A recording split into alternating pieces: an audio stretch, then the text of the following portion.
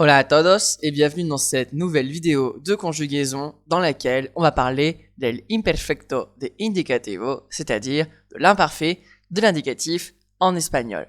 Alors, ce temps, il est un peu particulier puisque c'est un temps du passé dans lequel on va avoir une fois de plus deux seuls groupes, le AR d'un côté avec ER et IR de l'autre. La particularité également de ce verbe, c'est que il n'a que 3 verbes irréguliers. On va les voir justement tout à l'heure. Alors, déjà, comment se forme l'imparfait de l'indicatif en espagnol? Voici les terminaisons des verbes réguliers. Alors, pour construire un verbe régulier, il nous faut le radical, auquel on va rajouter bien les terminaisons qui correspondent au groupe du verbe. Alors, en ce qui concerne le premier groupe, le groupe en AR, les terminaisons sont aba, abas, aba, abamos, abais, aban. On constate qu'on n'a qu'un seul accent au niveau du nosotros, nosotras sur le premier A. Abamos. Passons au deuxième groupe. ER, IR. IA, IAS, IA, IAMOS, IAIS, IAN. Et je constate que tous mes premiers I ont un accent. Je rappelle, en espagnol, seul l'accent aigu existe. Alors, en fait, si on regarde un petit peu les terminaisons, on constate que ce sont sensiblement les mêmes au niveau de la fin des terminaisons. Il y a juste la tournure ab qui va changer pour le premier groupe et le petit i avec un accent pour le deuxième groupe. Attention, je rappelle vraiment que les terminaisons sont les mêmes pour les groupes ER et les groupes en IR.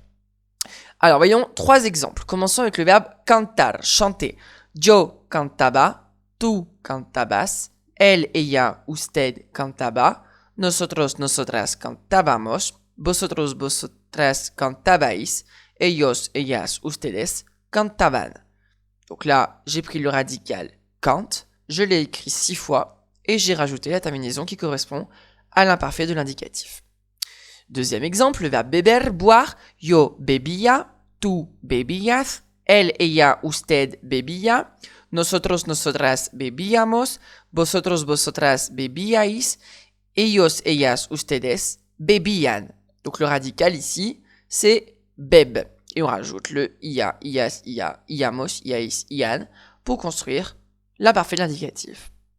Dernier exemple d'un verbe régulier, le verbe escribir, écrire. Yo escribía, tú escribías, él, ella, usted escribía, nosotros, nosotras escribíamos, vosotros, vosotras escribíais, ellos, ellas, ustedes escribían. Mon radical ici, ce sera escribe.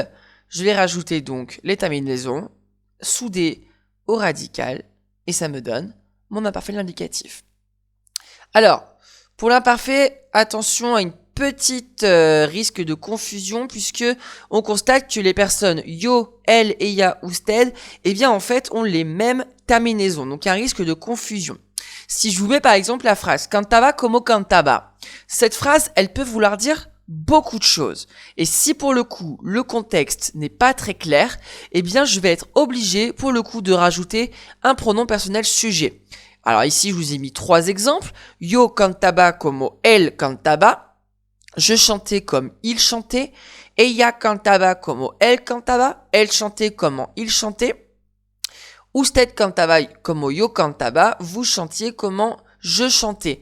Donc là, attention vraiment, si le contexte de la phrase n'est pas très clair ou n'est pas logique, eh bien, il faut préciser avec un pronom personnel sujet. Ce sera le cas, par exemple, pour des phrases complètement isolées, comme celle-ci, par exemple, comme cantaba como cantaba. Là, ici, j'ai pas de contexte. Donc, le pronom personnel sujet sera le bienvenu pour vraiment éclaircir la phrase et lui permettre d'avoir un sens beaucoup plus clair.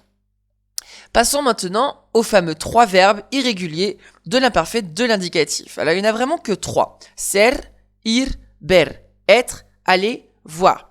Alors, comment se conjuguent-ils? Les voici. Le premier verbe que l'on a mis, donc, c'est ser. Et ser se conjuguera de la manière suivante à l'imparfait de l'indicatif. Era, eras, era, erramos, errais, erran. Complètement différent. C'est-à-dire que pour que ce soit plus simple pour vous, imaginez que le S est parti en balade et qu'on n'a que le ER qui est resté et on va lui attribuer donc les terminaisons de l'imparfait. a, as, a, amos, ais, an. Et attention, j'oublie pas l'accent sur le nosotros du éramos. Et ce qui nous donne donc era, eras, era, éramos, erais, eran. Deuxième verbe, le verbe ir, iba, ibas, iba, ibamos, ibais, iban. Alors là, pour le coup, il n'y a que le i qui est resté. Et encore une fois, au niveau de nosotros, on n'oublie pas l'accent sur le premier i. Et enfin, le dernier verbe, le verbe ber, beia, beias, beia, beiamos, beiais, beian. Et là, pour le coup, je n'oublie surtout pas les accents sur tous les premiers i. Voilà pour les verbes irréguliers, pensez bien à les apprendre par cœur. Là, pour le coup, il n'y a pas vraiment une logique, il faut les apprendre par cœur, les manipuler régulièrement, s'entraîner et surtout ne pas hésiter à les revoir très régulièrement. Voilà, c'est la fin de cette vidéo. Je vous invite à vous abonner à la chaîne pour ne pas manquer les prochaines qui vont bientôt arriver. Je vous souhaite un bon apprentissage de l'espagnol et je vous remercie et je vous dis hasta luego, adios.